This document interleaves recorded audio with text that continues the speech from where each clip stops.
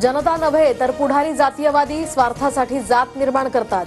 केंद्रीय मंत्री नितीन गडकरी यांचं वक्तव्य। तर जातीयवाद करणाऱ्या पुढाऱ्यांची यादी गडकरींकडून घ्या, नारायण राणेंची प्रतिक्रिया।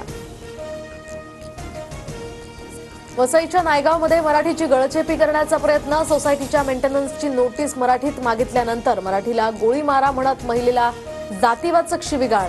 वसई पोलीस ठाण्यात गुन्हा दाखल। शेतकऱ्यांच्या लढ्याला यश। केंद्र सरकारनं कांद्यावरील 20% निर्यात शुल्क हटवलं। 1 एप्रिलपासून आता हा निर्णय लागू होणार। सोमवारी कांद्याला काय भाव असणार याकडे सर्वांचंच लक्ष। मुंबईतील रस्त्यांच्या कामात महाघोटाळा। आदित्य ठाकरेंचं मुख्यमंत्री फडणवीसांना पुन्हा पत्र। दोषींवर कडक कारवाई करा, आदित्य ठाकरेंची मागणी। ताराबाईंच्या स्मृतीस्थळाची अवस्था दयनीय, तर तात्काळ जीर्णोद्धार करा, संभाजीराजे छत्रपतींचं मुख्यमंत्री फडणवीसांना पत्र। मुंबईमध्ये मध्य आणि पश्चिम रेल्वे मार्गावर आज मेगा ब्लॉक। तर मध्य रेल्वेवर माटुंगा ते मुलुंड आणि पश्चिम रेल्वे मार्गावर चर्चगेट ते मुंबई सेंट्रल दरम्यान ब्लॉक असेल। राज्यात उष्माघाताच्या धोक्यात वाढ। तर आतापर्यंत 21 रुग्णांची नोंद। सर्वाधिक उष्माघाताचे रुग्ण हे गडचिरोलीत।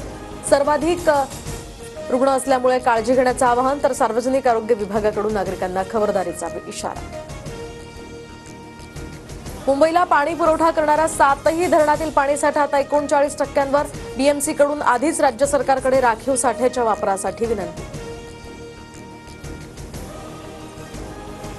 विदर्भवासियांसाठी उन्हाळी विशेष रेल्वे गाड्या। तर उन्हाळी सुट्ट्यांमुळे मुंबई नागपूर, पुणे नागपूर यासह इतर मार्गांवर 332 उन्हाळी विशेष गाड्या चालवण्याचा निर्णय।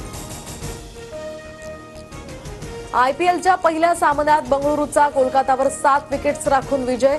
बंगळुरूच्या फिल सॉल्ट, विराट कोहलीची अर्धशतकं खेळी, तर कुणाल पांड्याच्या नावावर 3 विकेट्स।